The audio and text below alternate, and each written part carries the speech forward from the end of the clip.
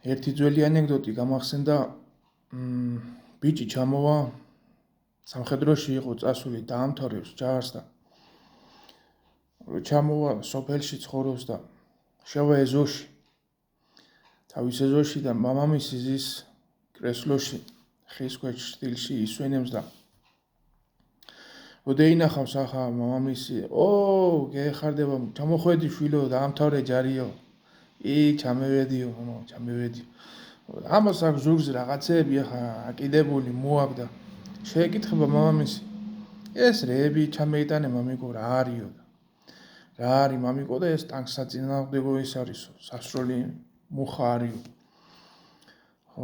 ეგ ხო ხედავ ეზოს ბოლოში ტუალეტი იყო, ხის ტუალეტი და წარმოიდგინე ეს არის გერმანელების ტანკი არისო და ამეიღებს ახლა და ესვრის მუხას და აფეთქებს ტუალეტში და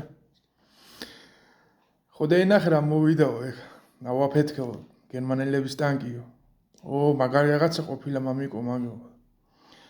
და ამ ლაპარაკში ახლა შეეკითხება მამაო, დედიკო სად არისო და სად არის დედა შენი, სად არის და გერმანელების ტანკში და შენ მოაფეთქე ეხლა.